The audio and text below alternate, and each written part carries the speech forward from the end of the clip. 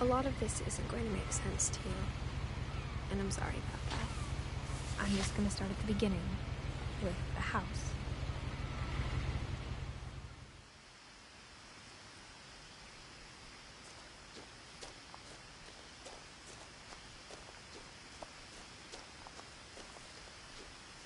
I lived here until I was 11, but I wasn't allowed inside half the rooms.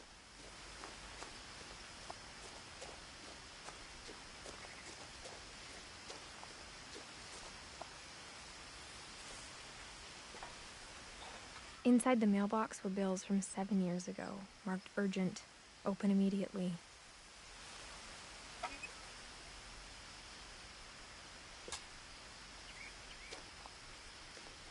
I hadn't been back since my brother Lewis's funeral.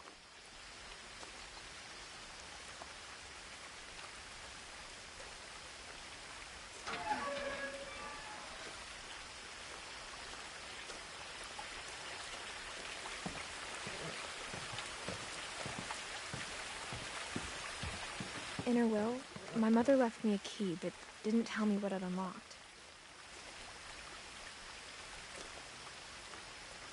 Maybe she thought I'd know. Or she thought that the mystery would be enough to bring me back.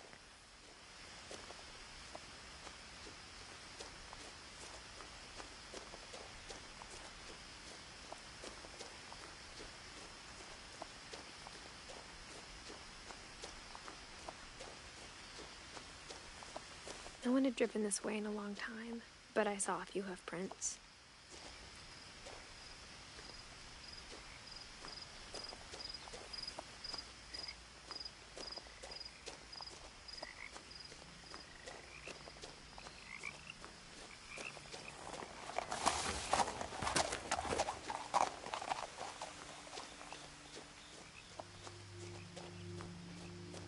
The truth is, even after I inherited the house, I never thought I'd come back to it.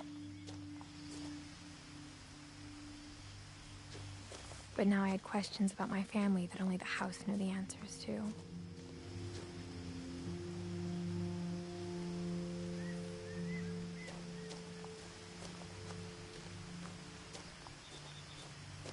The house was exactly like I remembered it, the way I'd been dreaming about it.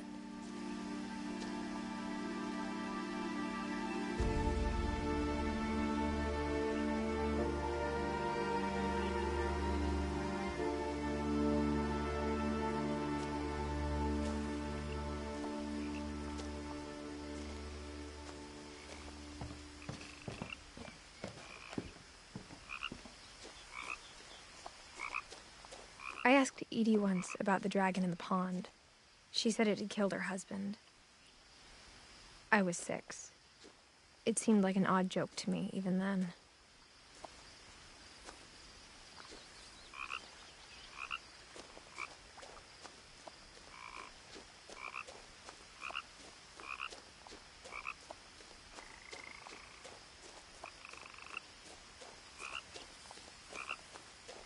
As a child, the house made me uncomfortable in a way I couldn't put into words.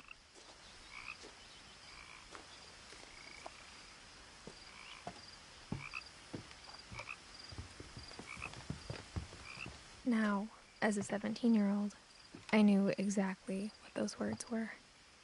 I was afraid of the house.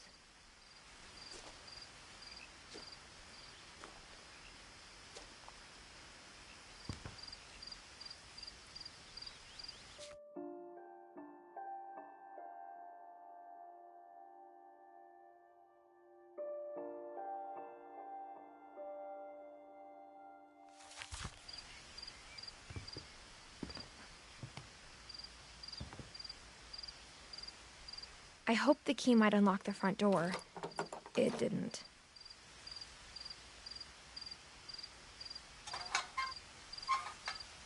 Looking in, I felt like the house itself had been waiting for me.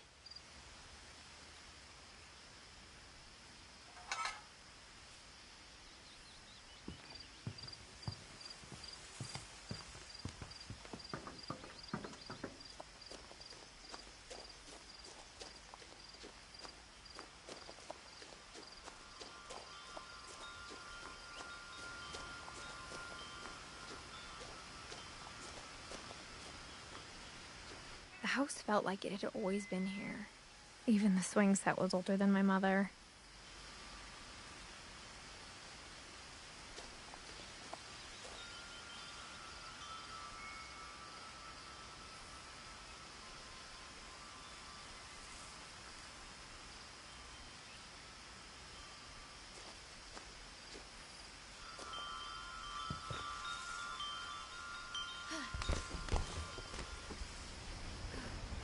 Crawling through the doggy door used to be a lot easier when I was 11.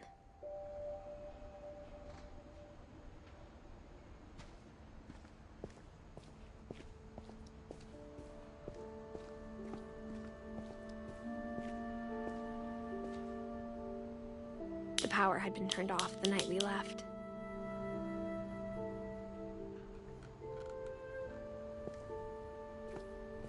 For the first time in years, I felt like I was home.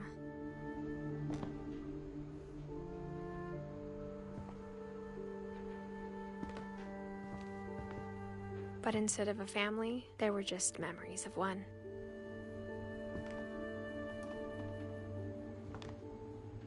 Like how after Louis started working at the cannery, we all got sick of eating salmon.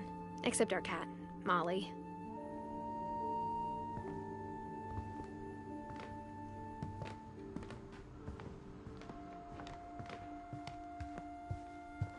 The table was still a wreck from the night we left.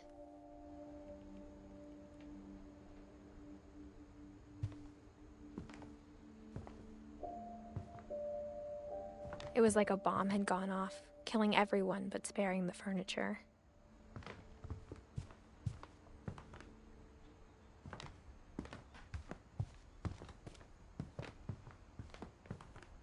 Nothing in the house looked abnormal. There was just too much of it, like a smile with too many teeth. Even the fireplace had a story. Edie told me the bricks came from the original house, after it sank.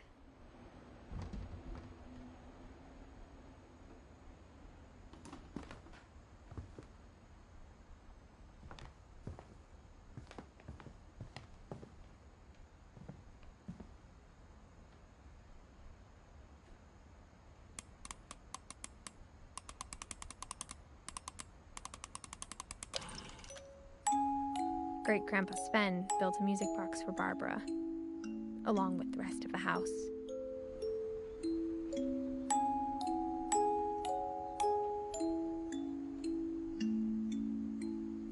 Mom always told me to stay out of the basement, so I wasn't too surprised when the key didn't fit.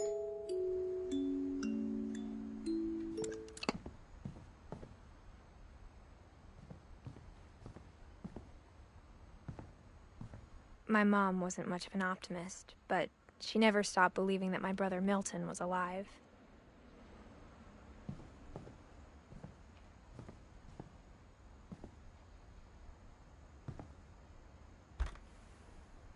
Edie told me once that every Finch who ever lived is buried somewhere in the library.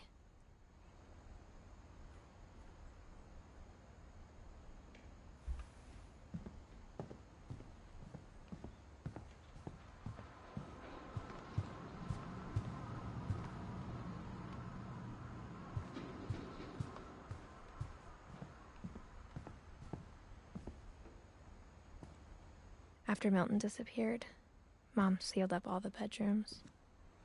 Then Edie retaliated and drilled peepholes.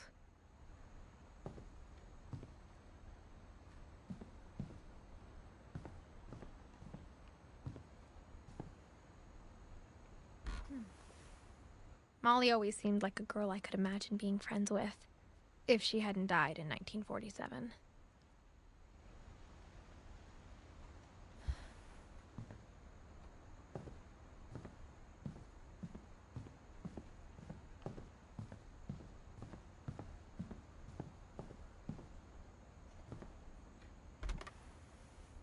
The last time I was in Edith Sr.'s room, I was 10 and she was painting my portrait.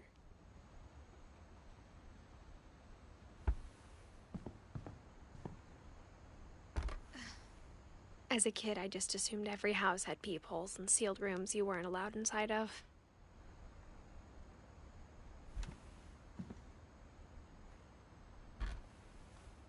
My Grandpa Sam spent 7 years sharing a room with his dead brother, Calvin.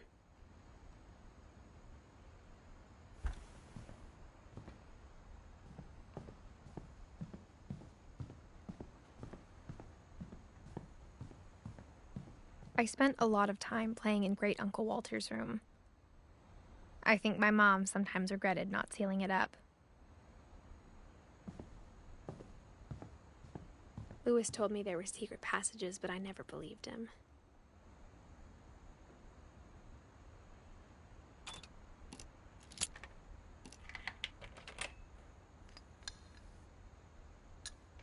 Turns out, my mom was really good at keeping secrets.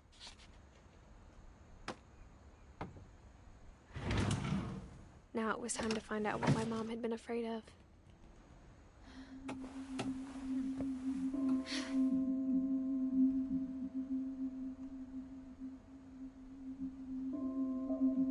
From the paintings on the wall, it was clear my brother Milton had been here before me. Reading this, maybe it sounds like I had a plan.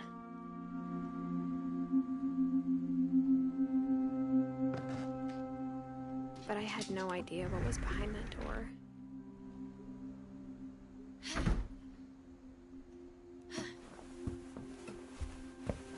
Just like I had no idea where all this was gonna lead. I grew up looking at Molly's room through the peephole. Molly's gerbil had a tiny bedroom with its own even tinier gerbil cage.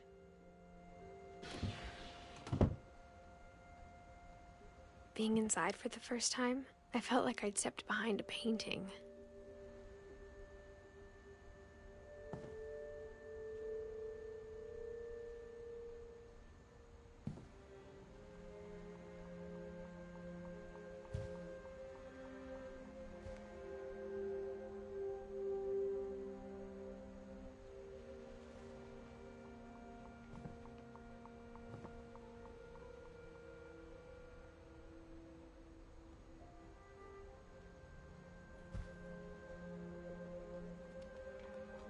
I got the sense Edie had spent a lot of time here, before my mom sealed the doors.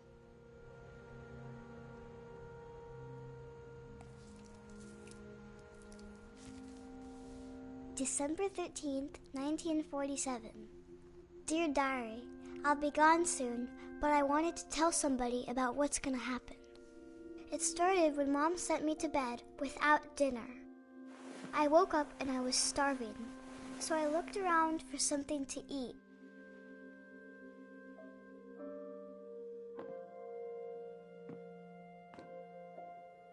My Halloween candy was all gone.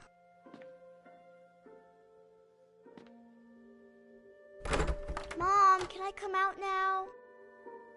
Sweetheart, it's late. Go to sleep.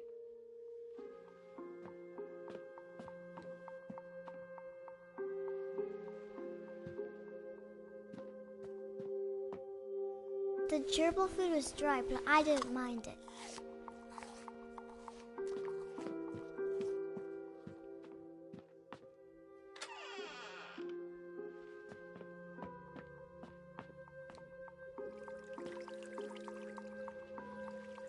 I thought about eating Christopher, but I held back.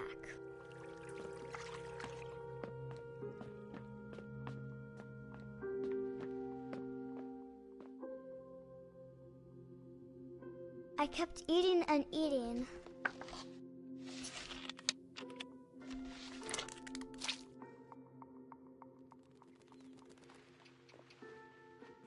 I ate a lot of things that night.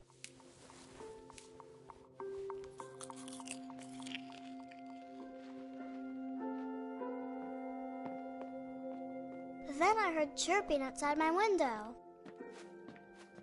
It was a barn swallow going back to her nest. I reached out for her.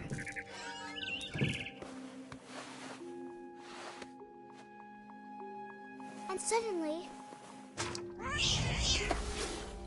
I was a cat.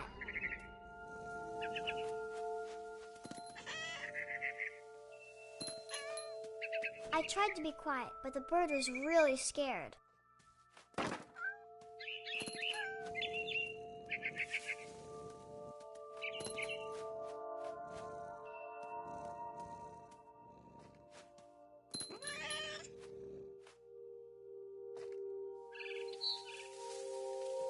Mom and Dad didn't even look at me.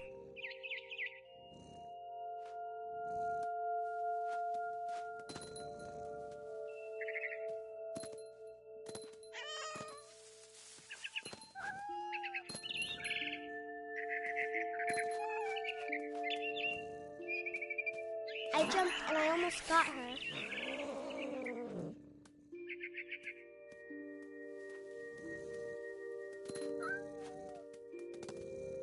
I could tell she was getting really tired.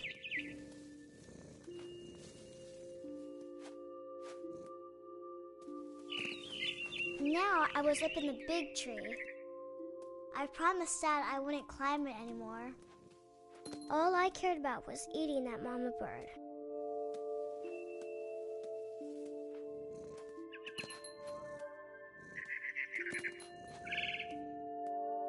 I gobbled her up. And suddenly, I was an owl. First, all I heard was the wind. Then I heard little teeth nibbling in the grass.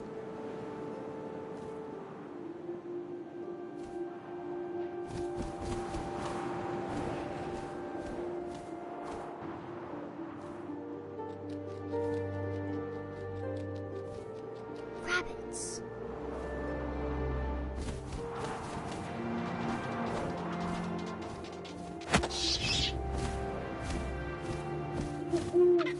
I imagined his face looking up and seeing mine through my talons.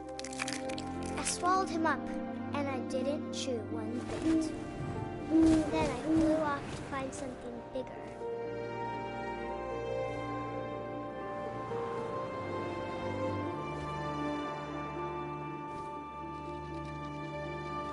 A mama rabbit.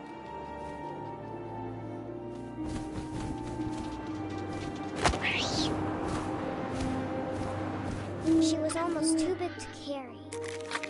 I started choking, but I couldn't stop eating. And suddenly, I was a shark.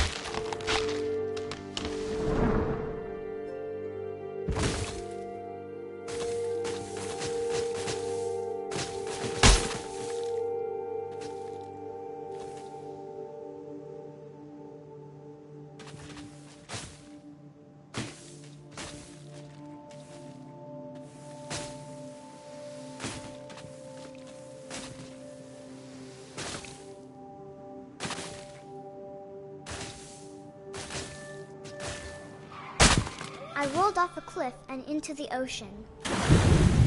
Now, I was hungrier than ever.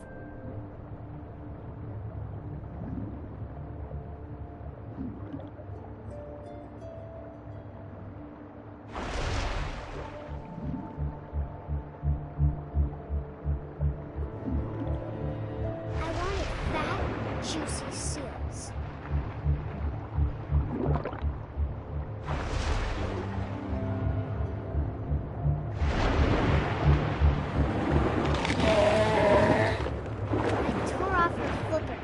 Tasted really good.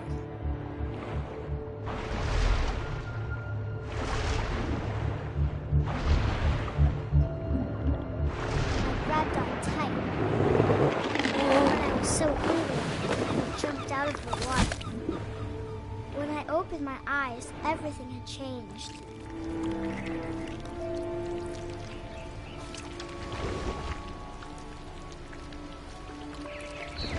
I was a monster, and I smelled people everywhere.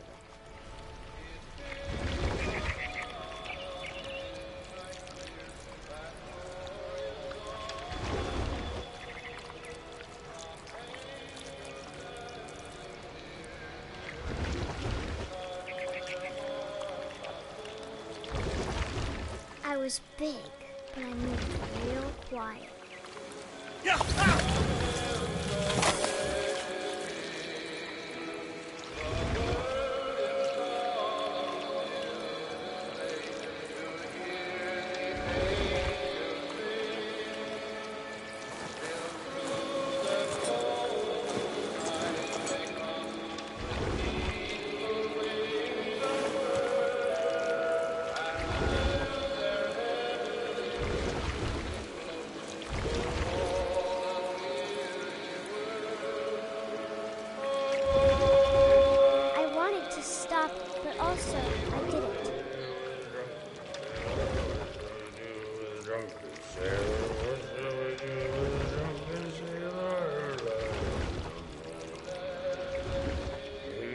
belly with a rusty razor, shave his belly.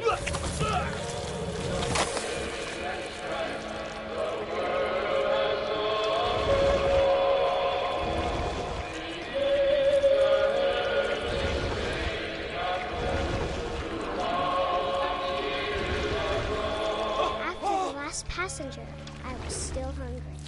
And to cross the water, I smelled something new. Something I had to have, so I swam towards it.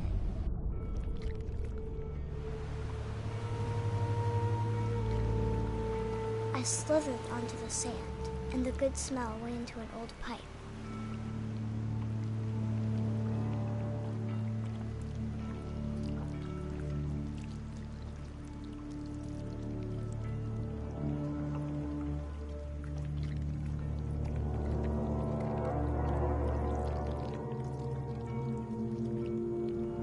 I got closer and closer.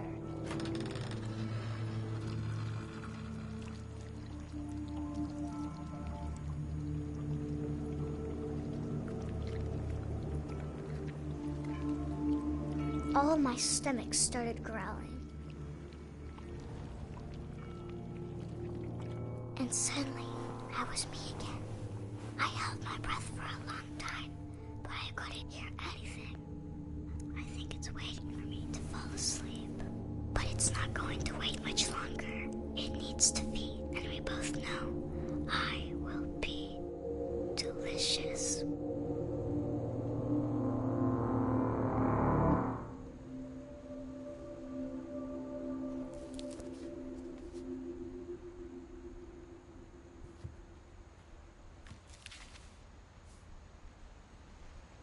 I'm not sure if I believed all of that, but I'm sure Edie would have.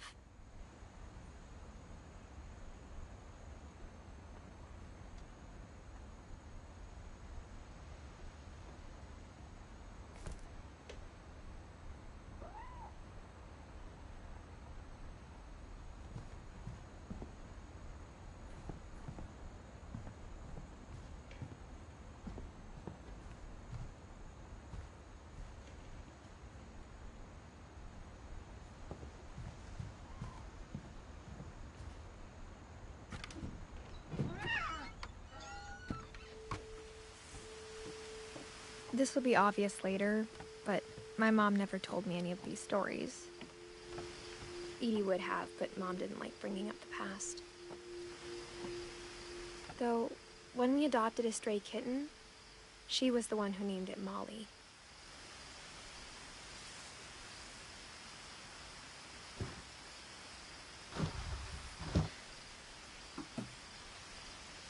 I spent a lot of time in Great-Grandma Edie's room.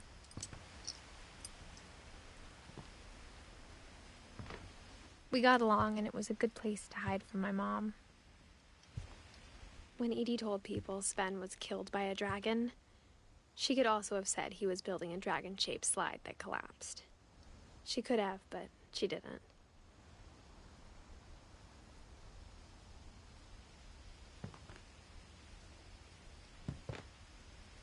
One summer, they evacuated the island, but Edie refused to go. For a few weeks, she was a celebrity. I hadn't thought of myself as Edith Jr. for a long, long time.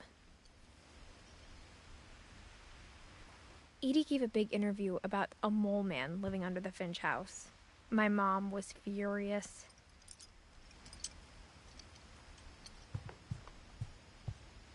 Louis died a week before we left, but Edie had already started to memorialize him. Edie knit me a new pair of gloves every year, just in time to replace the old ones. Her room was like a museum.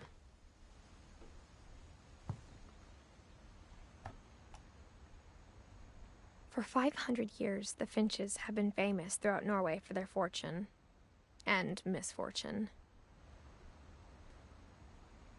Odin Finch buries the latest victims of the family curse, his wife Ingeborg and their newborn son, Johan. On January 7th, 1937, he set sail with his family and his house, hoping to leave the curse behind. But 40-foot waves off the coast of Washington send the house and Odin to the bottom of the sea. Odin's daughter Edie, with husband Sven and baby Molly, step ashore on their new home, Orcas Island. Odin Finch is the first to be buried in the new family cemetery. His daughter Edie is already dreaming of a new Finch house.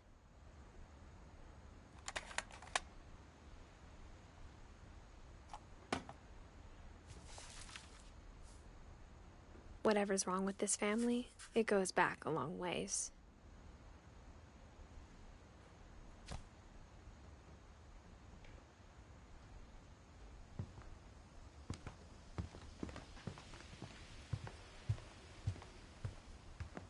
Even in her 90s, sometimes Edie seemed a lot younger than my mother.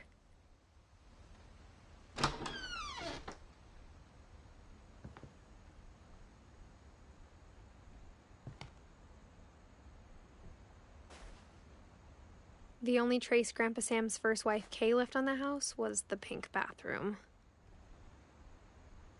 It was a pretty big trace.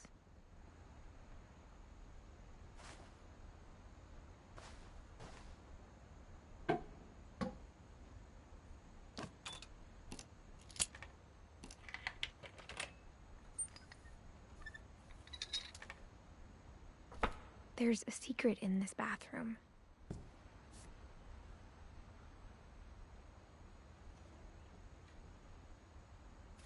It's in the last place you would look. It isn't in the cupboard.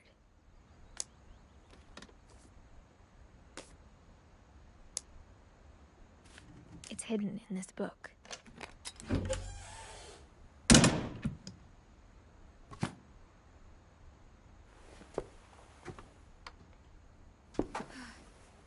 Sven gave Sam an old camera he'd refurbished. He never put it down.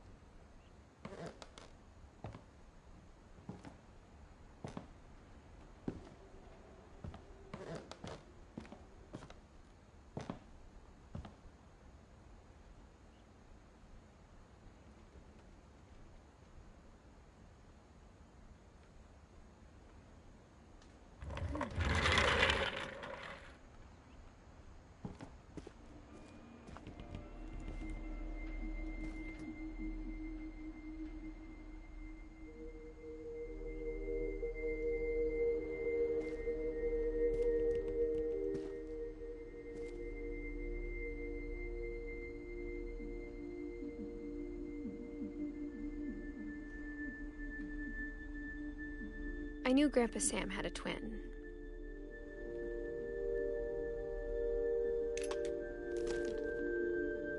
And that he never talked about him.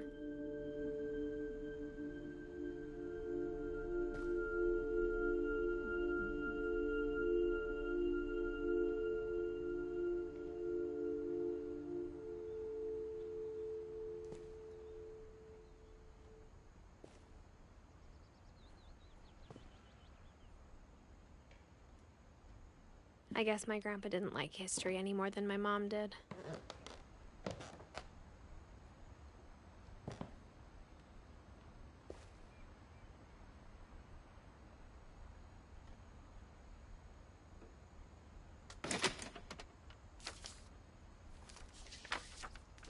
How I Want to Remember My Brother by Sam Finch. The thing I remember is that when he made up his mind, that was it.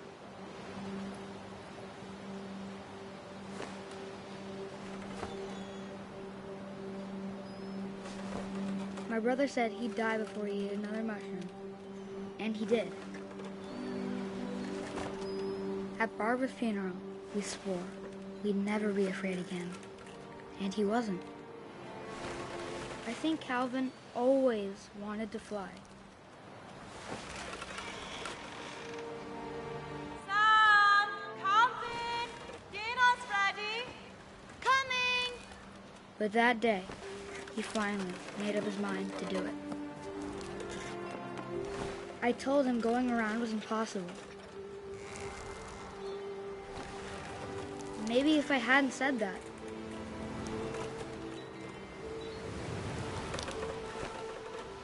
Calvin, I'm not gonna tell you again. Maybe if the wind hadn't picked up. Then maybe he'd still be here. But I doubt it. I think he'd already made up his mind. That's what I want to remember about my brother.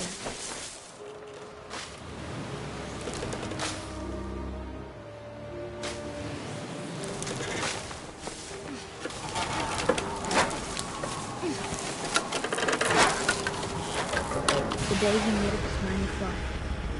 And he did.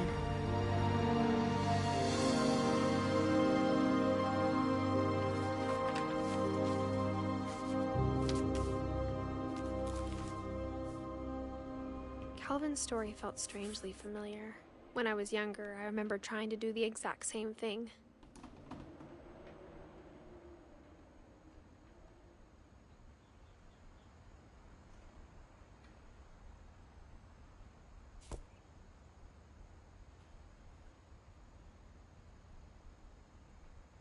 After the funeral, Edie roped off Calvin's half of the room.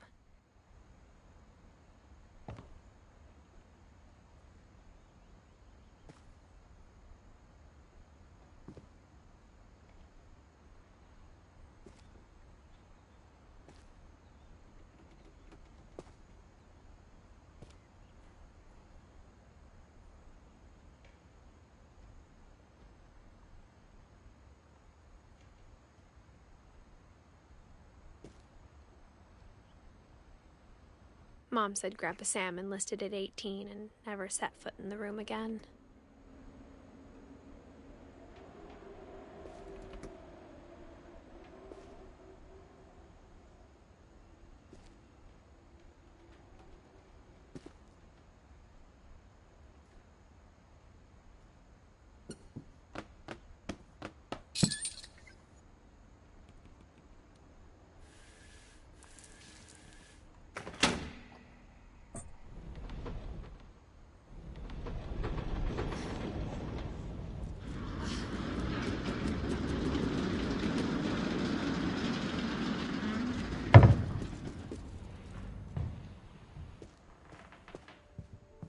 The passages were a pretty tight fit. They'd obviously been built for smaller hands and bellies.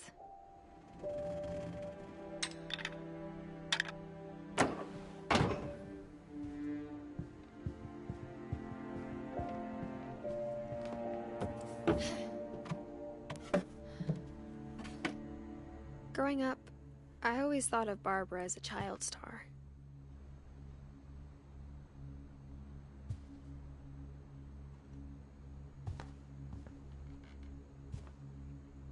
I never thought about how hard it must have been for her afterwards.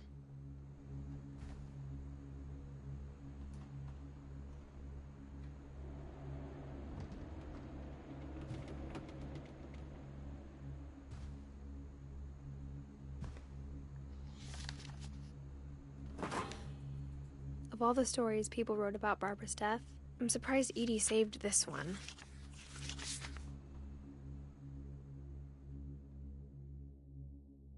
Old Jack here with another ghastly tale inspired by America's most unfortunate family. I'm calling it The Surprise Ending of Barbara Finch. As a child star, Barbara was famous for her scream. Now at 16, she was all washed up. A has-been. But in a lucky break, she'd been asked to perform her signature scream at a local convention for monster movies.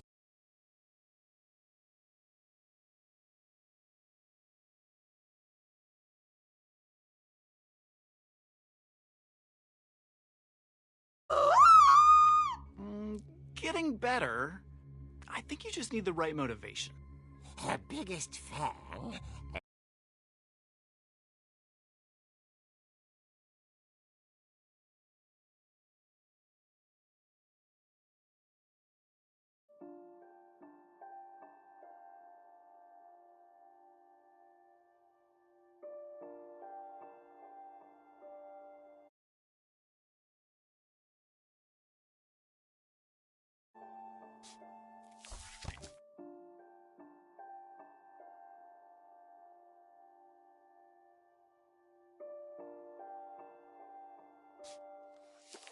It was Barbara's father, Sven. He'd slipped into a table saw and had to be rushed to the emergency room. So Barbara got stuck babysitting her youngest brother, Walter. Her convention comeback was cancelled. Okay, I'm hearing frustration, but I'm not hearing terror. What if I tried... A gang of hoodlums in Halloween masks have been terrorizing Orcas Island tonight. Police are urging residents to... That came from the basement. You're right! Also, I loved your delivery on that. Why is your basement door locked? Because my dad likes making puzzles and secret passages. There's a key hidden in the music box. The secret is to keep winding and winding until finally the key pops out. Thanks, babe. I'll be back in a sec. 20 minutes later, Rick hadn't returned. So Barbara went to look for him, right on cue. She reached for the music box.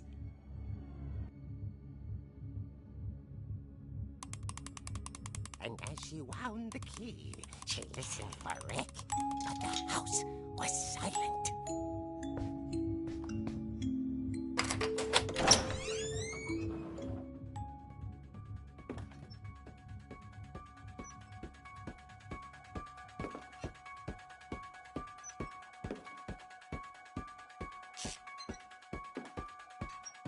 She found Rick's crutch and imagined the worst.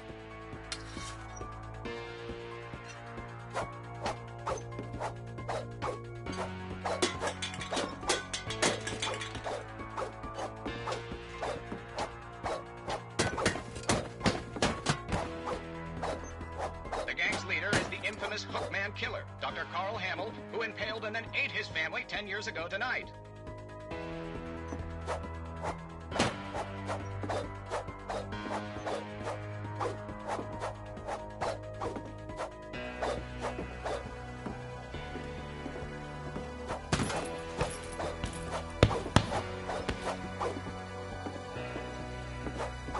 The old fridge rattled and grew still.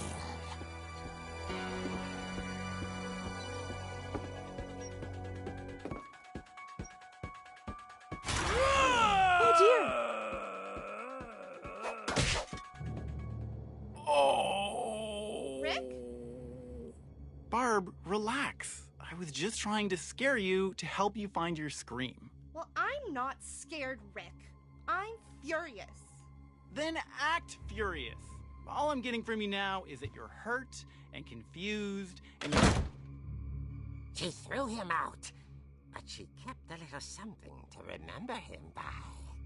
Barb, have you seen my other crutch? And she was still holding it when she fell asleep watching the late picture show. Hours later... Barbara! Walter, what's going on up there? Ah! Okay, I'm coming up, but if this is a trick, you're dead, Walter.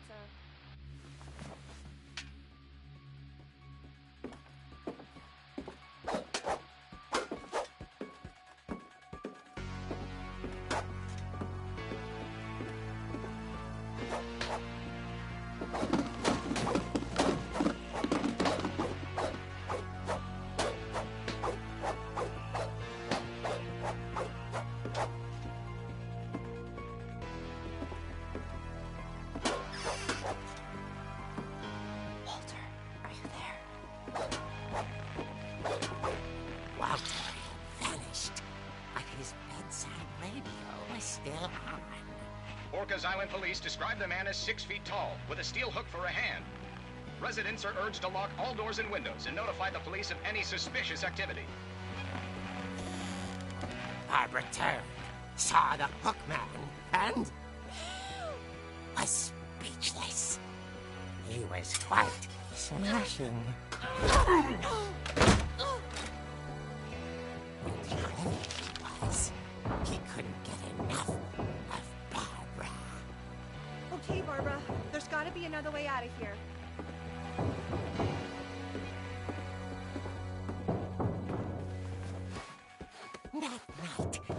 She played her part beautifully.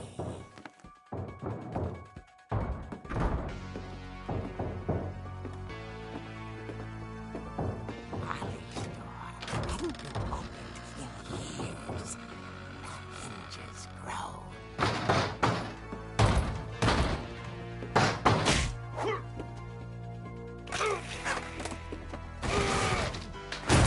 He wasn't moving, but she sensed the story might not be over yet.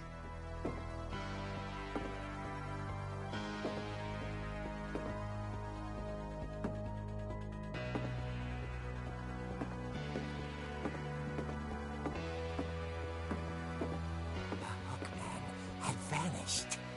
She listened for his breathing, but all she heard was...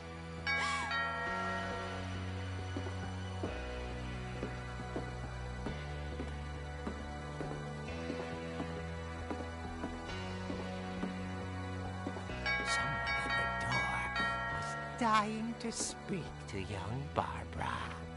At the door, she heard whispering. It was coming from inside the house.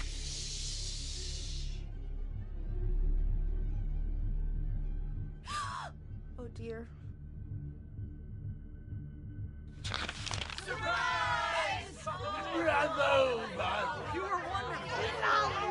The monsters had come to surprise her. For Barbara, it was a dream come true. Then she saw what kind of monsters they were, and she realized what was about to happen. She was going to be famous. And with her final breath, Barbara Finch gave the performance of her life.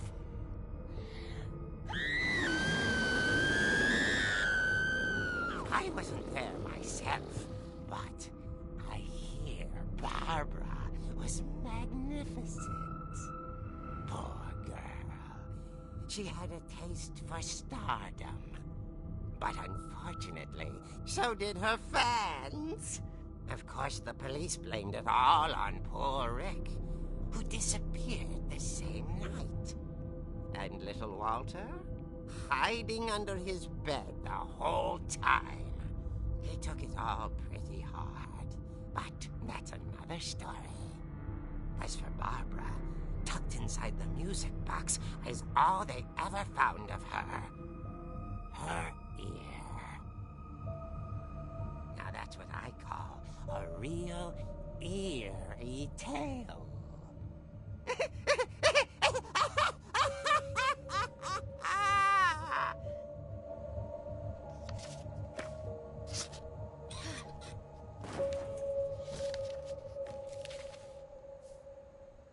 Edie told me all Barbara wanted was to be remembered, as absurd as that comic was. Maybe what Edie saw was a happy ending.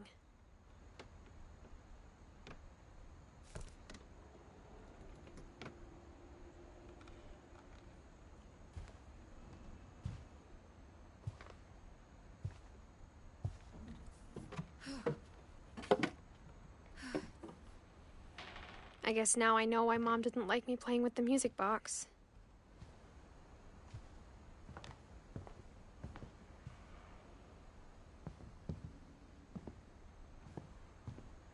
Whenever people ask me about my family, the first thing they always want to know about is Barbara.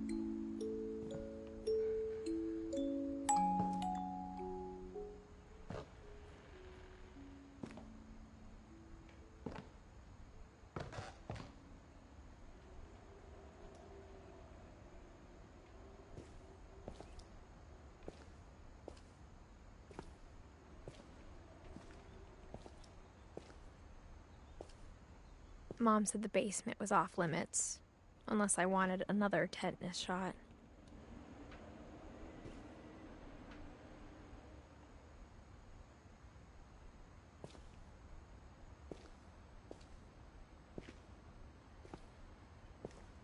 I saw Edie sneak down to the basement once, carrying packages.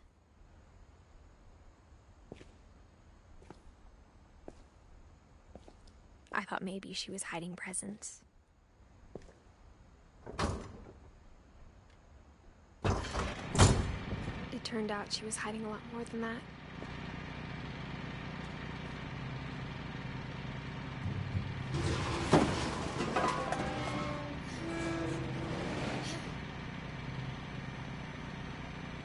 I remember asking Mom once about where Walter had gone.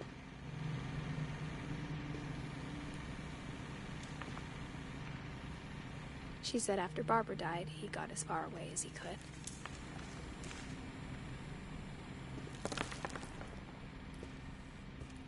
If there's a pattern in all these stories, I think it's that none of us has gotten very far.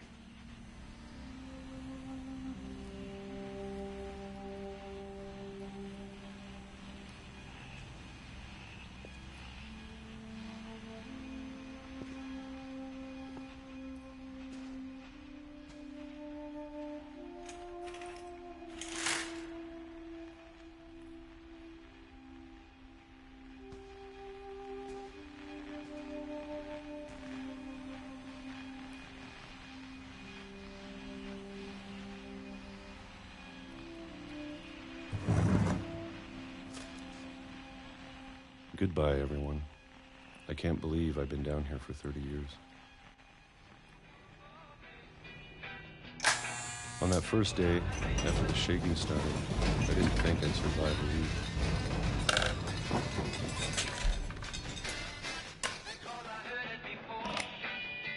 But after a few days, I settled into a routine. That's what kept me sane. Having a schedule, living for today. I always expected to be dead tomorrow. But if you wait long enough, you get used to anything.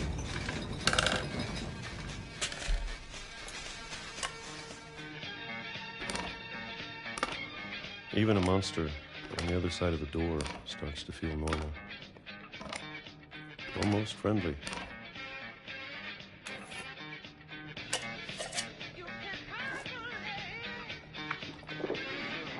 And then one day, everything just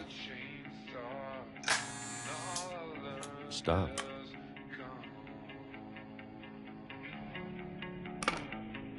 Whatever that thing was, it was gone. Maybe it got tired of waiting. Or maybe I just got tired of being afraid.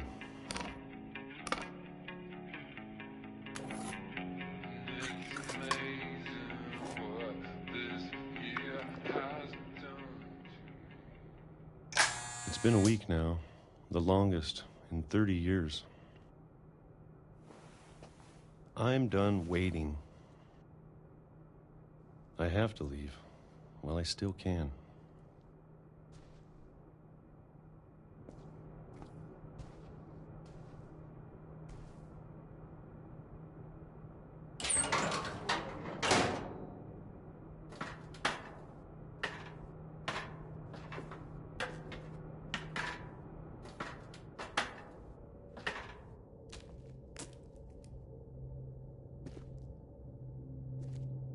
I know it's out there somewhere.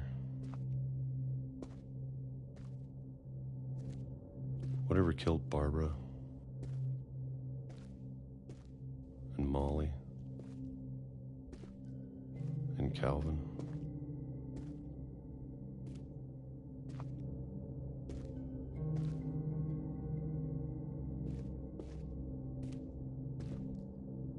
Maybe this is all a mistake. But I need to stop living the same day, even if it kills me.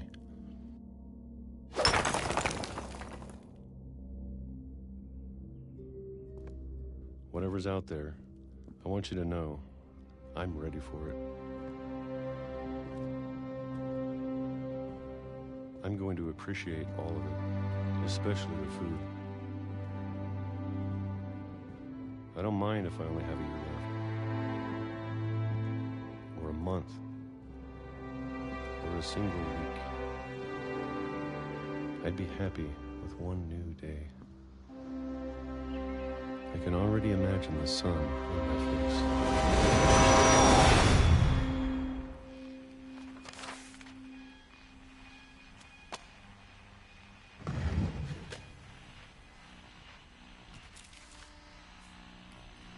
Walter died when I was 6. I can't believe my mom never told me he was down here.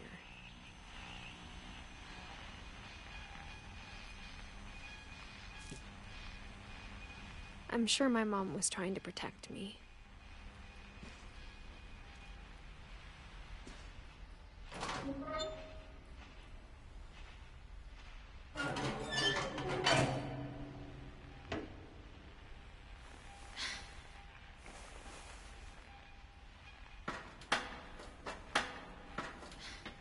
Maybe she was afraid I'd end up like Walter. But if she never told me about an uncle under the house,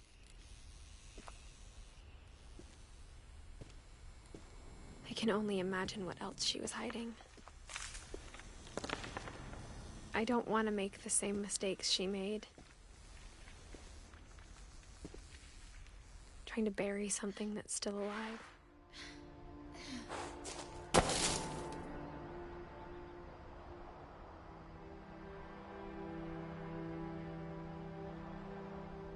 Now that there's only one of us left, or maybe 2,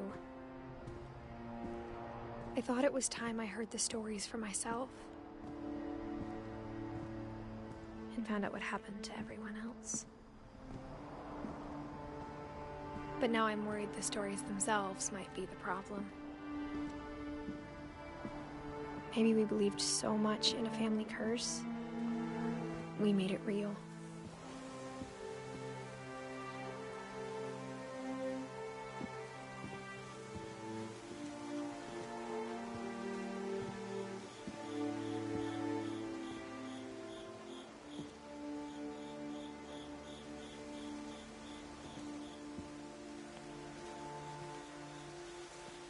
I don't know if I should even be writing this.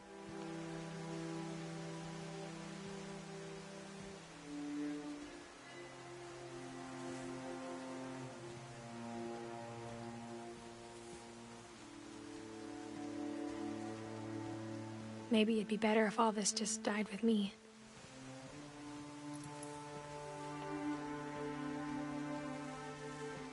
But I thought you should know about your family.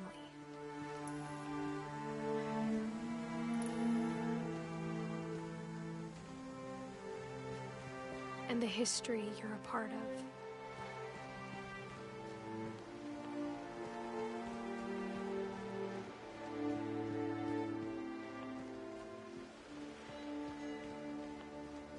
Though to be honest, I feel as lost as you probably do right now.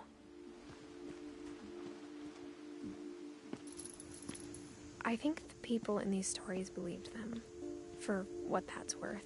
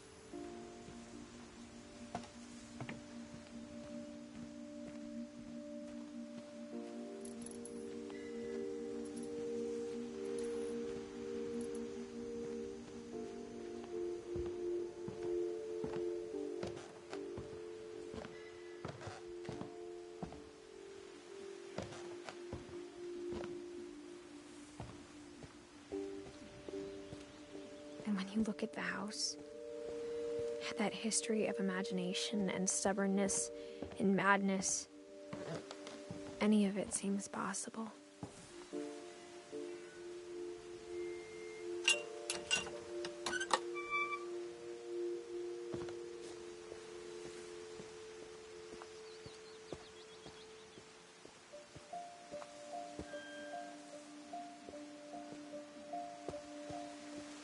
I think we've been surrounded by death for so long, we've just gotten used to it.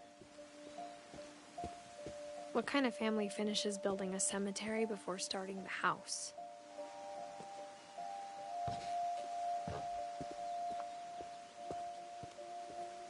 It's embarrassing for me to admit this, but the pet cemetery made me more uncomfortable than the human one. 3 of the gerbils were mine, and 2 had been my fault.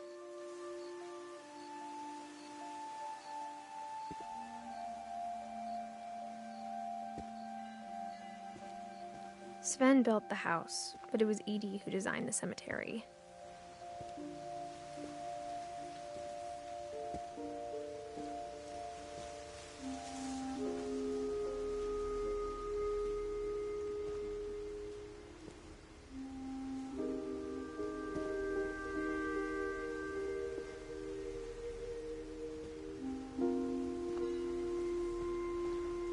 I'm sure Odin's monument had been Edie's idea. My mom was always trying to move on, but for Edie, the past never went away.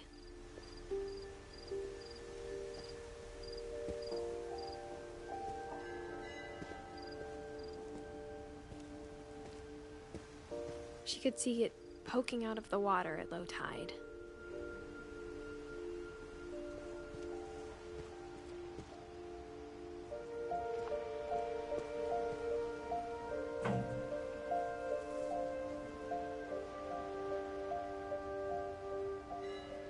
Edie said she dreamed about the old house every night.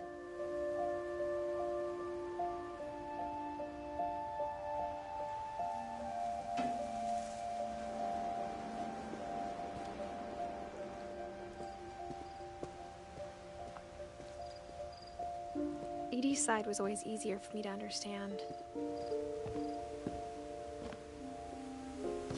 But the older I get, the more I can see where my mom was coming from. Her dad had been pretty strict, but it wasn't enough to save her brothers. She was just trying to do better.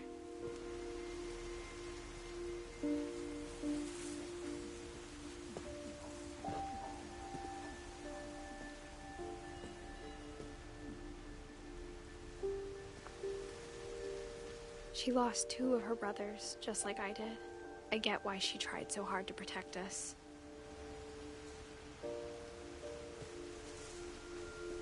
We never found Milton's body, so my mom insisted we were putting up a monument, not a tombstone.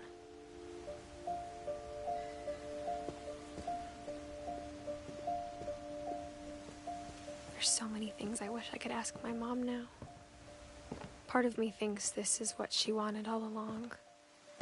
For me to come back someday and find everything out for myself.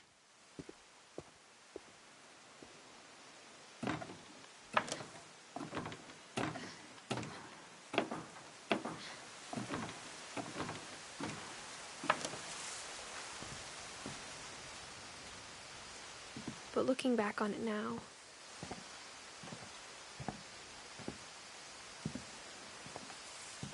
if she told me there was going to be so much climbing, I never would have come when I was 22 weeks pregnant.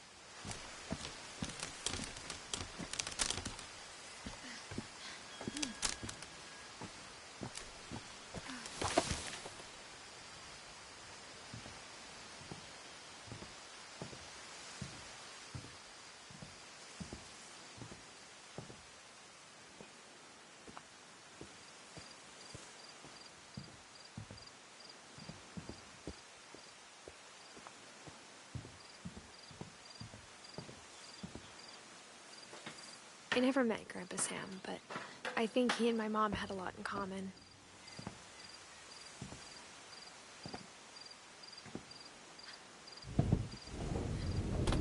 They were both pretty intense.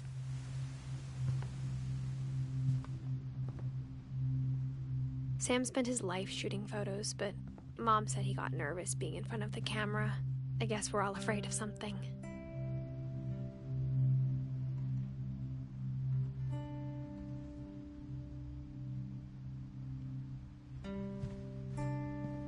Instead of hiding from death, Sam seemed to go out of his way to meet it.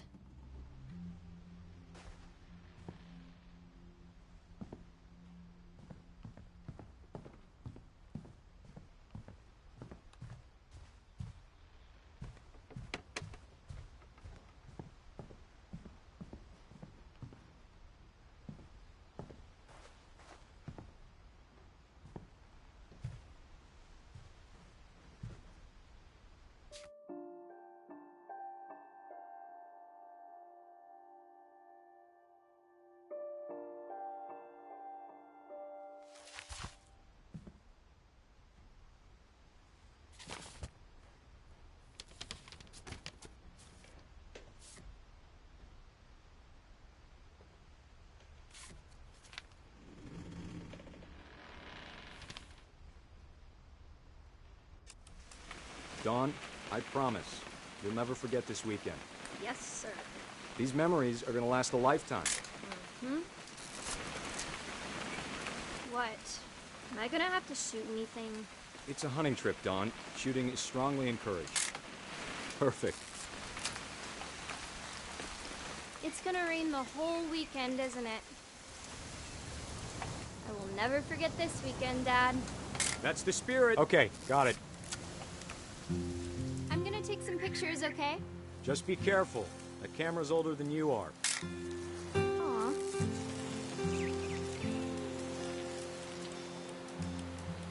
Definitely should not have drunk all that coffee. You're right, Dad. It's starting to clear up. Still freezing, though. Hey! That's a keeper. Nothing quite like being outside. I'm just saying, I'm not always gonna be here, Dawn. You'll need to remember this stuff, if you want to survive. I'll be fine, Dad. You know who else thought he was gonna be fine? Some guy who died. Dawn, I'm being serious. I know, Dad. You're always serious. Doesn't being out here make you want to chill out?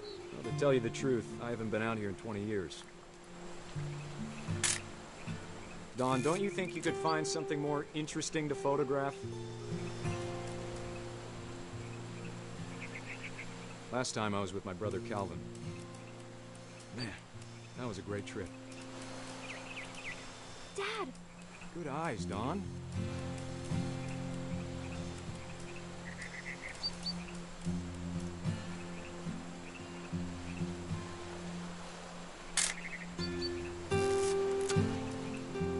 Before you take the shot, let me get a picture of you.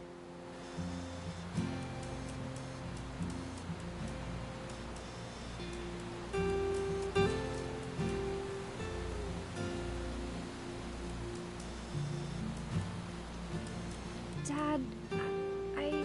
Just breathe. Turn off. Let me get behind you. Do I have to do this? Dawn, you don't have to do anything. But if you want to survive, you'll need to be strong.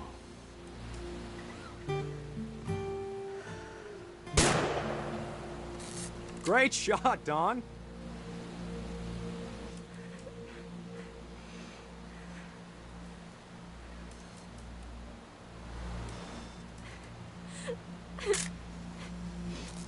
I'm proud of you, Dawn. Always remember that, okay? Dad, it's twitching. I think That's it's totally normal, Dawn. Just focus on the camera. Try not to think about... Dad!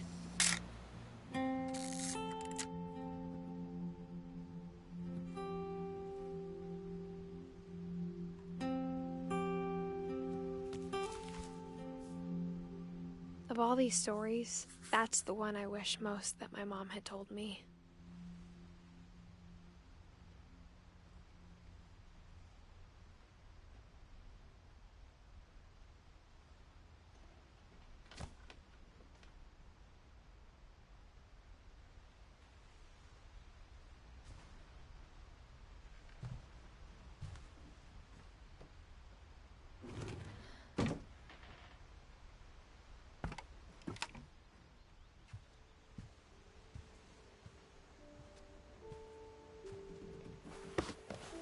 After Sam died, my mom and Edie got really close.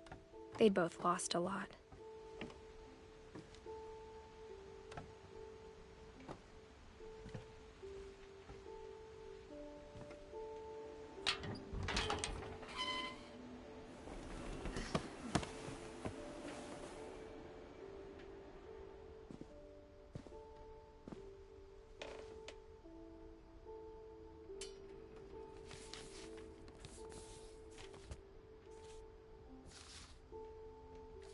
Dear Kay, do you remember the way Gregory used to laugh when he thought he was alone? Like something funny was happening, but only he could see it. I think he saw things the rest of us don't.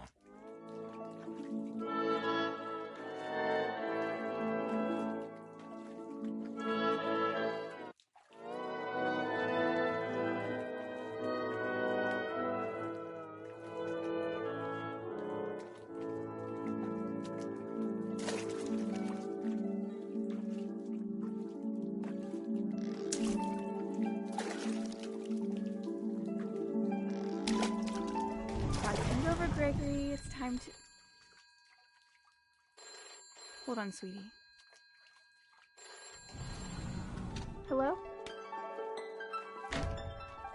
Sam, I told you I don't want to talk right now.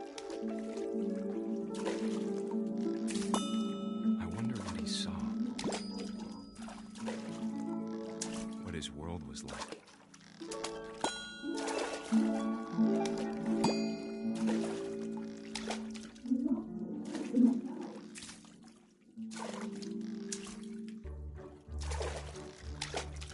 Reminded me so much of Calvin. Lost in his imagination. Whatever it was, he saw.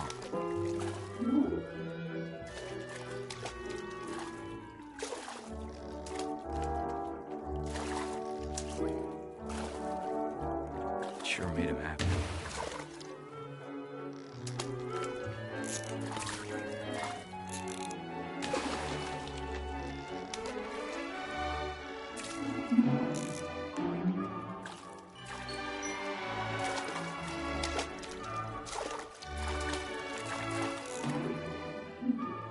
How silly it sounds.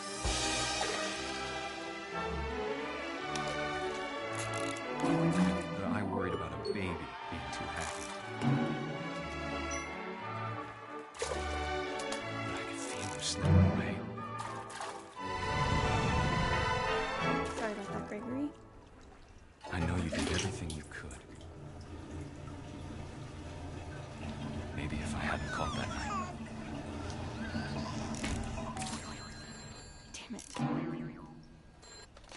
I wish he could have told us about the world he saw.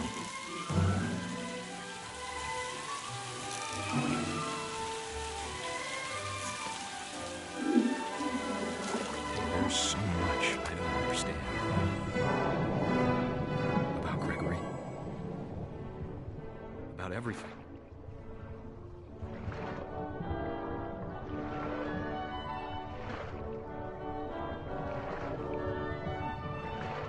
What happened wasn't your fault.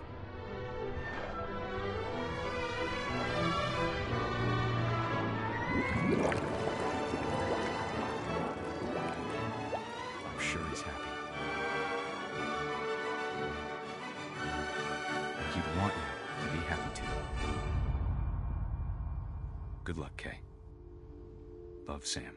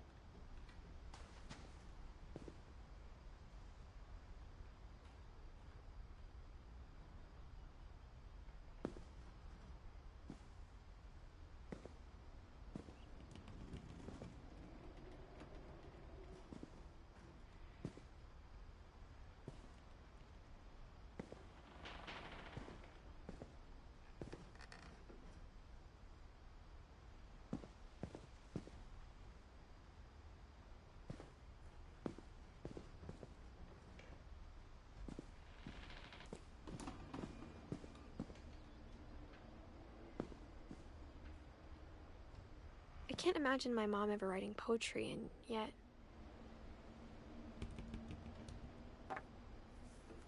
A poem for Gus, who always said the wedding was a bad idea. Our father never hit us kids, at least not very hard, before the day my brother said with teenage disregard that he'd be dead before he'd see a wedding in our yard.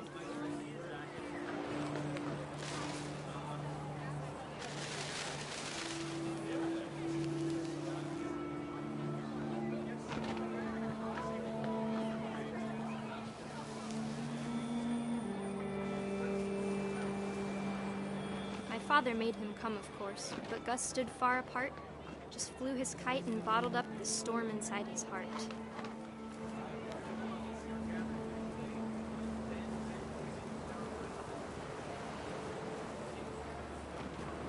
I tried to talk him out of it, but though he'd never met her, "We don't need a stepmom," were the words that I now remembered. pronounce you husband and wife. You may kiss the bride.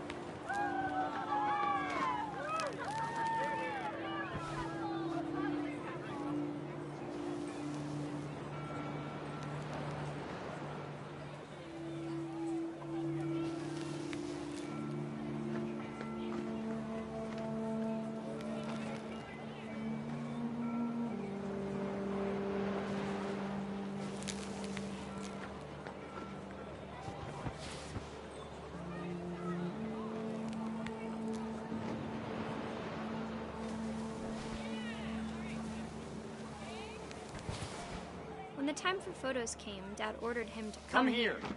But Gus declined, and as a sign held up his middle finger.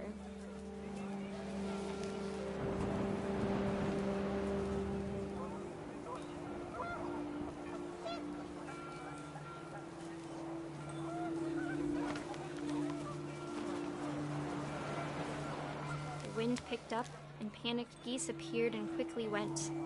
But all the humans did that day was go inside the tent.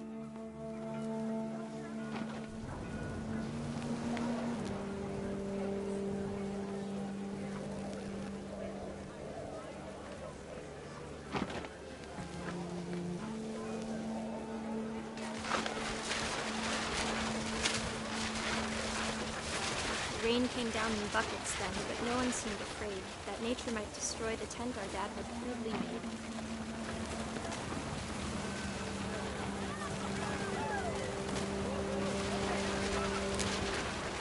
The thunder sounded much too close and full of angry power. But all my father said to this was, "Make the music louder."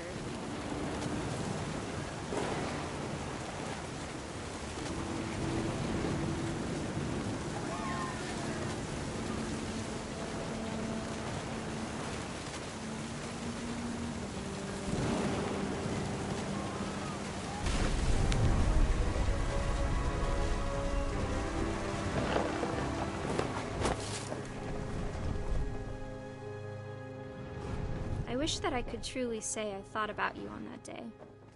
Out there on the beach alone, just you, the wind, the sea, and foam. But I didn't, until we found you.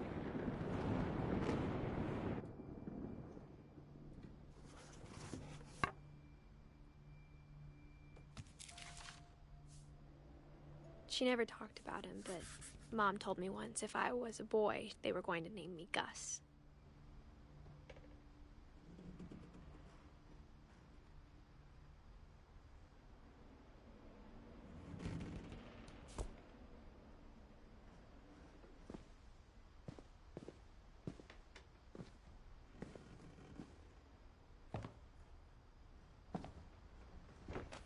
My mom moved up to the loft after her brothers died. At the time, it was as far away as she could get.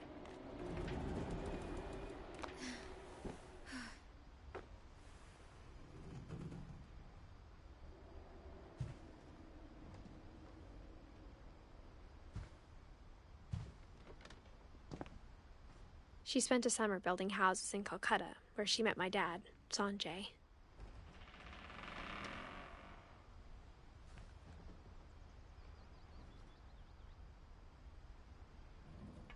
My mom moved to India a week after graduation and got a job teaching English.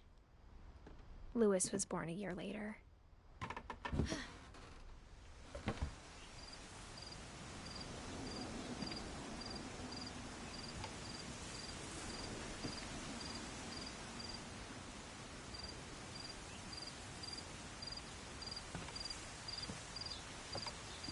When my dad died, I don't think Mom knew where else to go.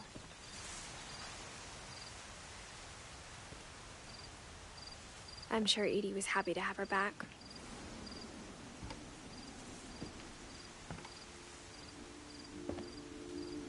The house had to get a little bigger, but Edie was used to that.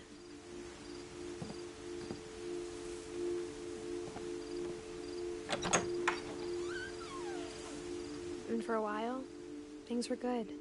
Almost normal.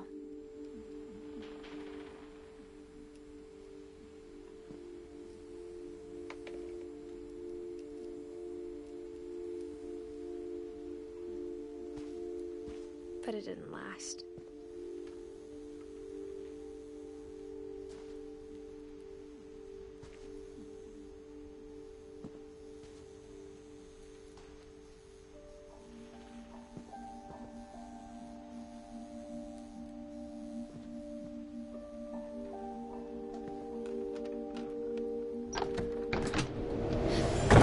The beginning of the end was Milton's 10th birthday, when Edie gave him a castle.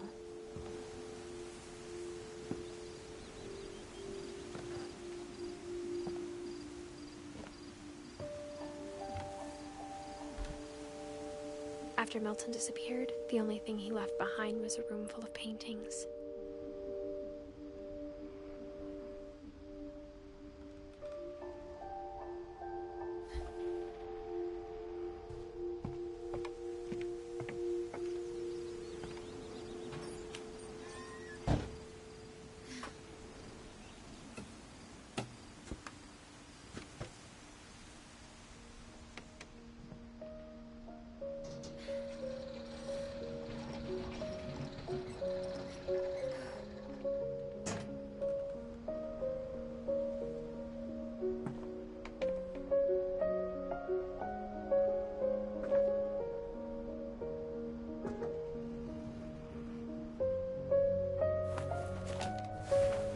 Milton Finch in The Magic Paintbrush.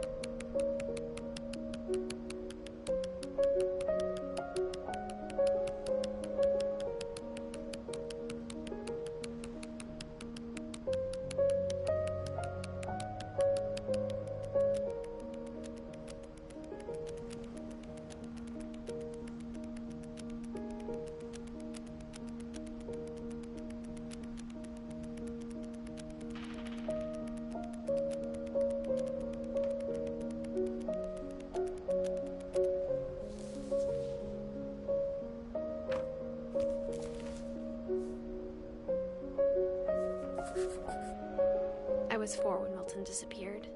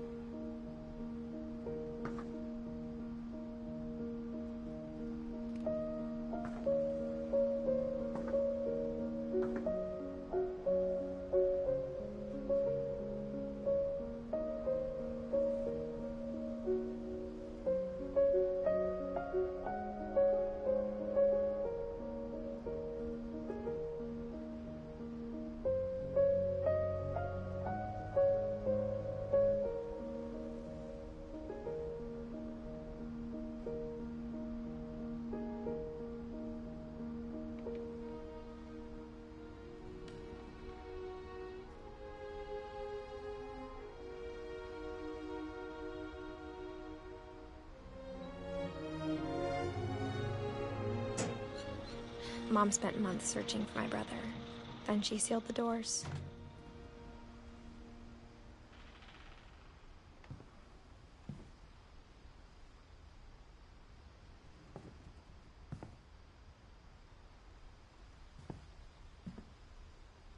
Whatever Milton had found in the house, Mom didn't want it getting out.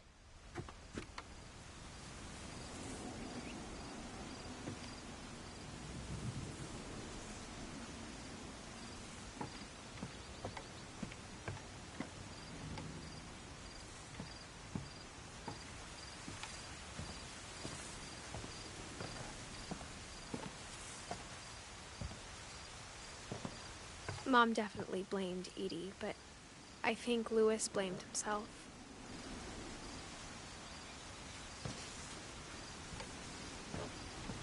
After he graduated, he just spent more and more time in his room, until Mom got him a job at the cannery.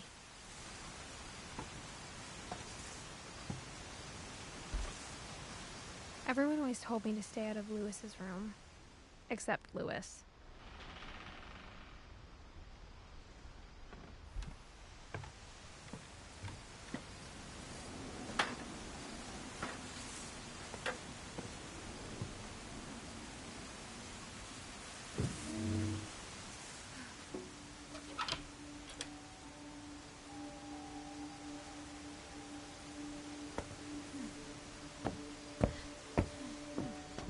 Louis's room smelled very, very familiar.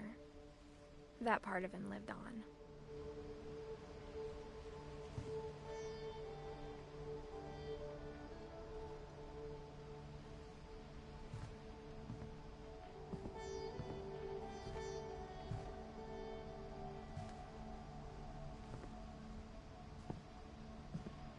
Louis and I spent a lot of time playing games together, but he was surprisingly bad at them. He died a lot.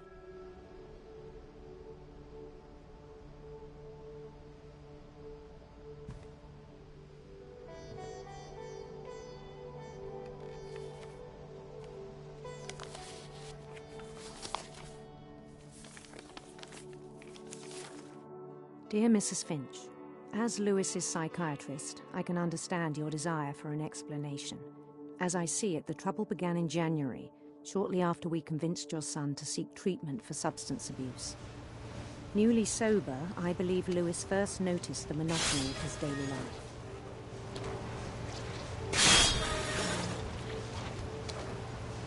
He kept working at the cannery, but he withdrew part of himself. In our sessions, I saw the same behavior. His mind began to wander. I asked him to describe it. He said he started small, imagining a labyrinth. He'd feel his way about. Then something moved. Bats. And toads.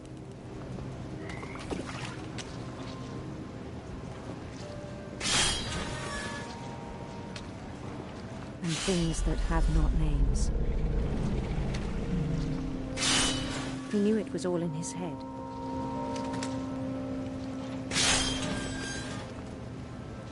But he took it very seriously. I had hoped he'd find himself.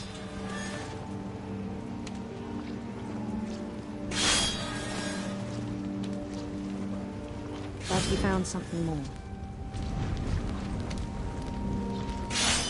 I worried about him then, daydreaming at the cannery. I spoke with his boss, but he said Louis had become a model employee. Methodical, tireless, focused. Like a whole new Louis. So I let him go on.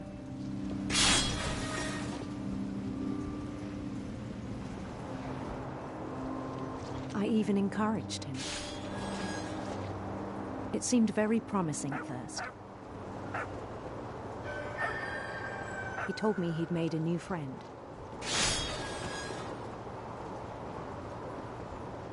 On the edge of a city he named Louis-topia. He built the city up slowly, brick by brick. Then he made musicians.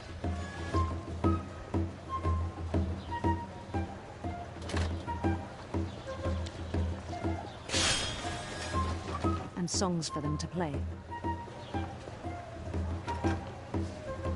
He talked about starting a band. And he was always humming something. Every day his imagination grew stronger.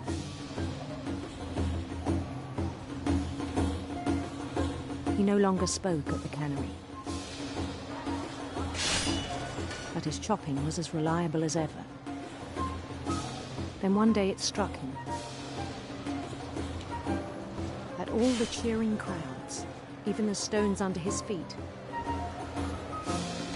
were all in his imagination. So he could do whatever he wished.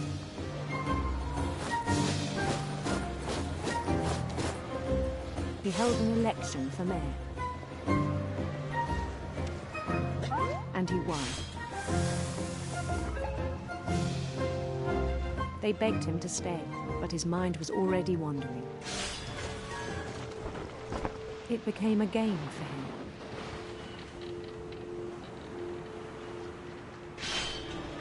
He'd conquer a city, then immediately push on.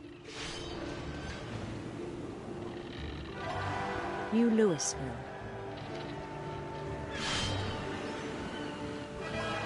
St. Louis. He started drifting away from our reality.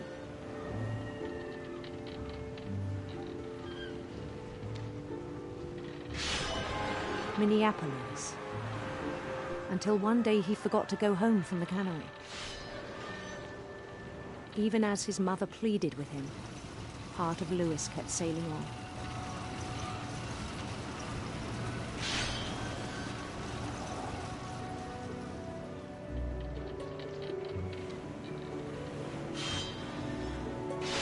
In Louisburg, he heard rumors of a handsome queen.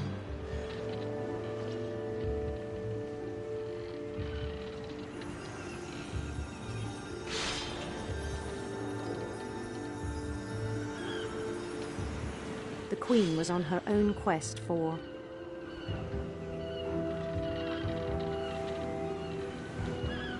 radiant rainbows.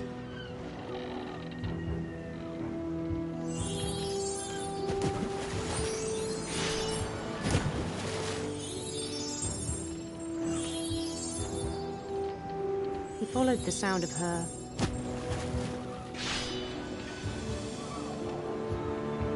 silver harp.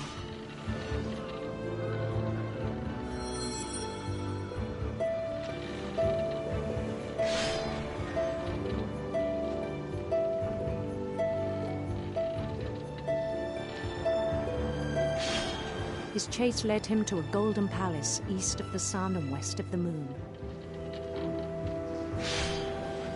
Even then, his logic remained sound. He knew the world was all in his imagination.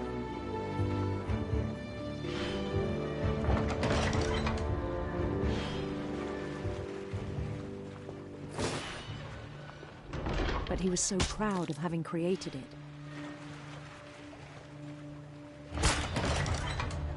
In his own eyes, he'd become something greater than a king.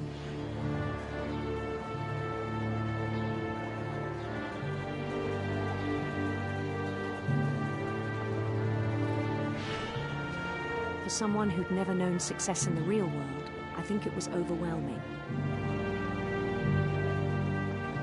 And then it struck him that the real Louis was not the one chopping salad, but the one climbing the steps of a golden palace.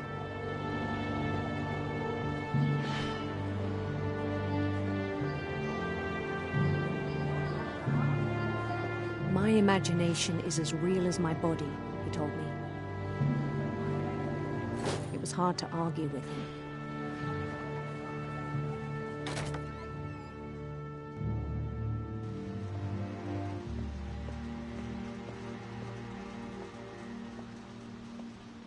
He began to forget the world we know.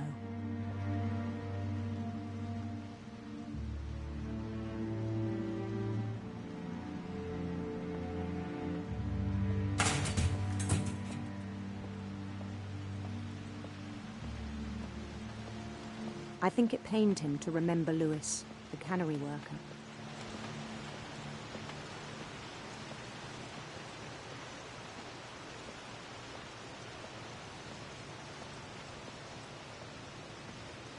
He began to despise the man with a royal contempt.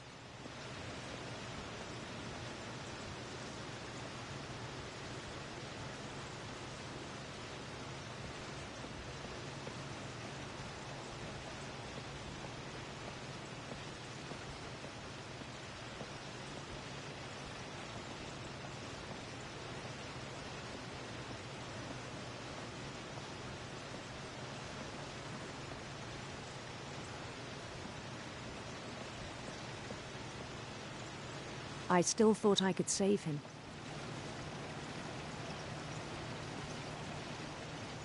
Even after he said he was being crowned king over all the lands of wonder.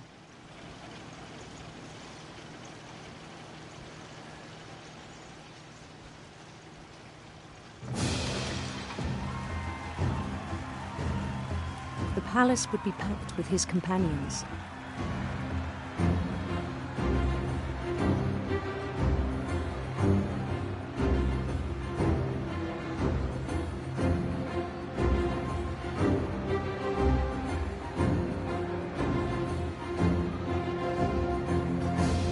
Including the wise Calico who'd insisted on inviting him.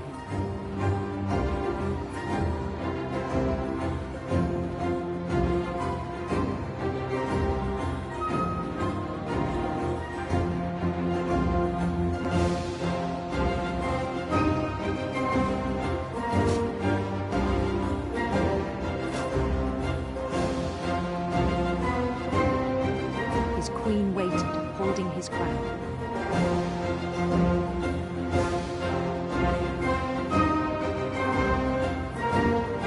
There was only one thing left to do.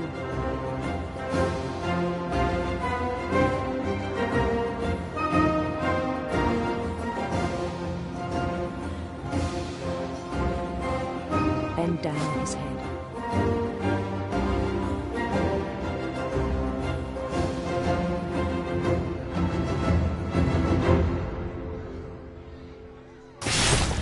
And the rest I think you know. Mrs. Finch, your son was a kind man who will be missed by all of us who knew him.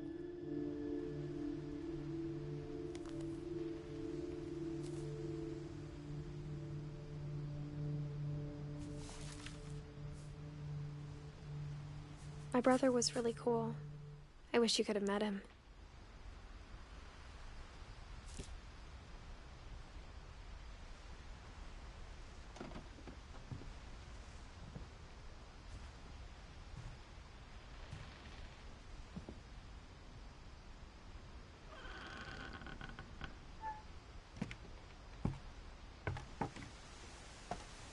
On the way back from Louis's funeral, my mom told me to start packing. She waited until the day before we left to tell Edie. I'm not sure if she wanted to make it easier or harder.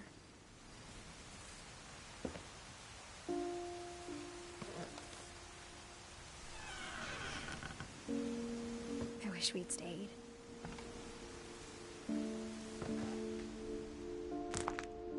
But I understand why we left.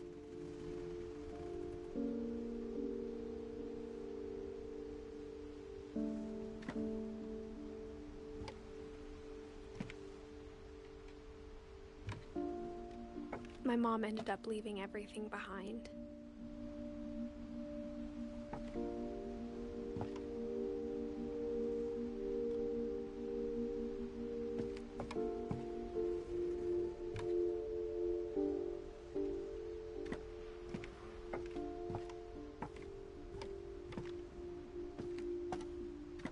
What happened that night had been coming for a long time.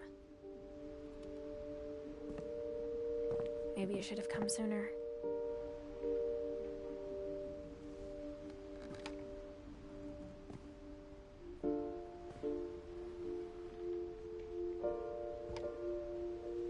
But it had to end one way or another. All that's left now is to tell you about that last night.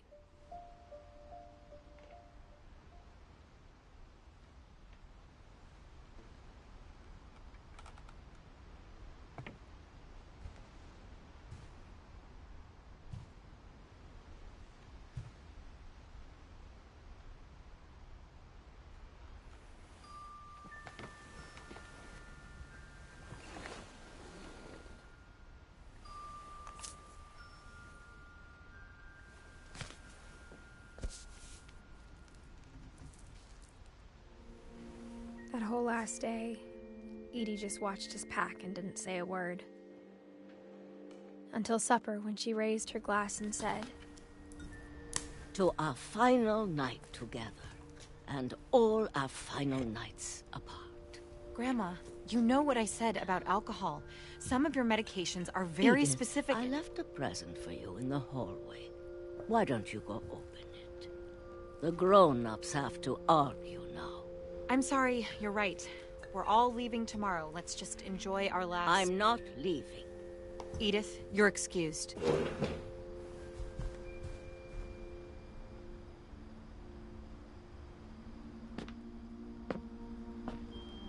The power had been shut off that morning, but Edie always had plenty of candles. When my mom sealed the library, I don't think she knew about the other entrance. Or that Edie had a key to it.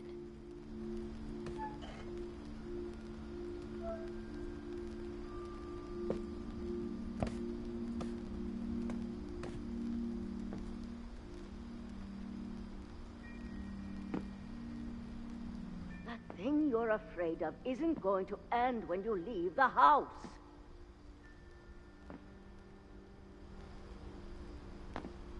Edith has a right to know these stories. My children are dead because of your stories. I think it's best if Edith and I leave tonight.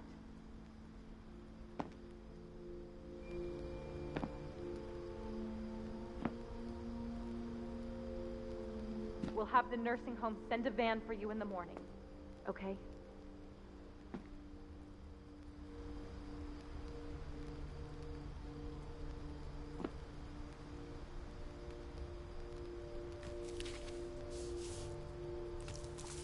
Dear Edith, there's so many stories I wish I could tell you, but there's only time for one. This is about what happened on the night you were born.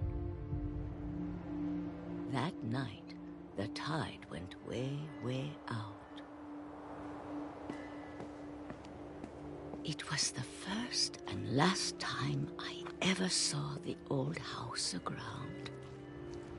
There'd been an earthquake out in the middle of the ocean. They called it the lowest tide in 1,000 years. God, it smelled awful. You know, I've seen that house every day of my life.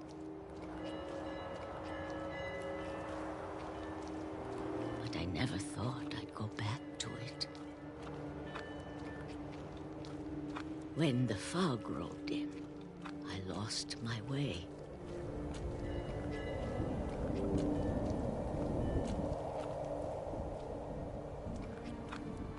I got turned around.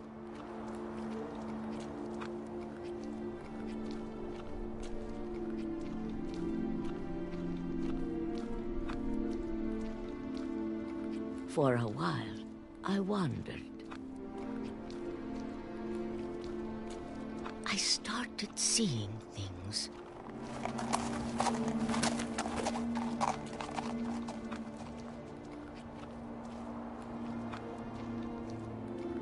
Things I'd forgotten had ever existed.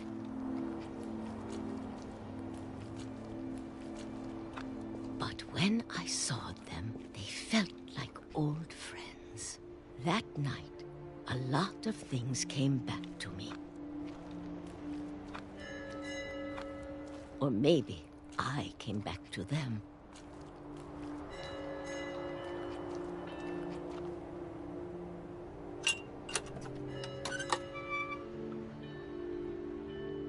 Things I can't explain, but that I need you to try and... Edith, what are you doing in here? It's mine. Edith! Mom, you're gonna rip it! Let go! I kicked and screamed, but Mom dragged me to the car.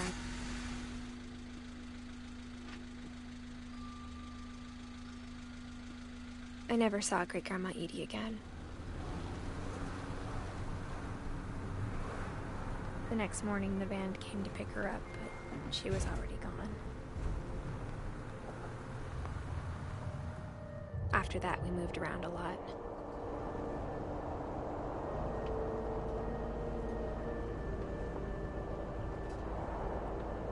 We both tried to make the best of it.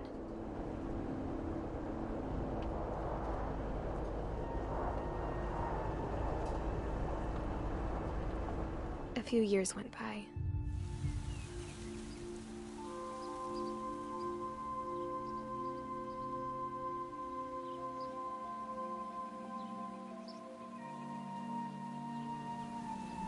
My mom didn't like to talk about it. But she started getting sick a lot. The rest happened pretty quickly.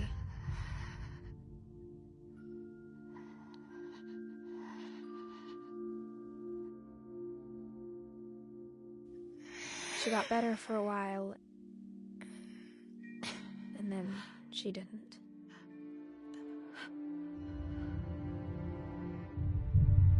And then I was alone.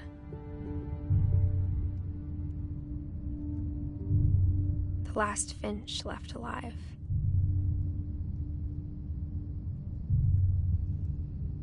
Until I found out about you. I'm still not sure what to tell you about all this. If we lived forever, maybe we'd have time to understand things. But as it is, I think the best we can do is try to open our eyes. And appreciate how strange and brief all of this is.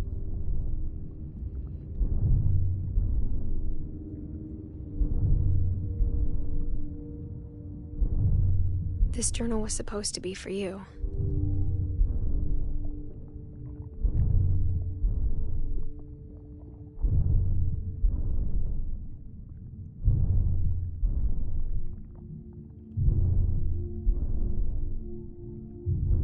But now I hope you'll never see it.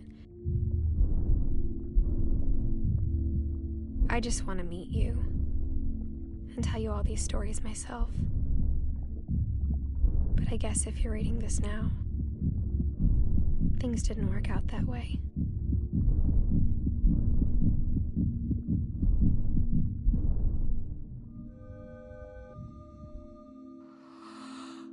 This is where your story begins. I'm sorry I won't be there to see it. It's a lot to ask, but I don't want you to be sad that I'm gone. I want you to be amazed that any of us ever had a chance to be here at all. Good luck.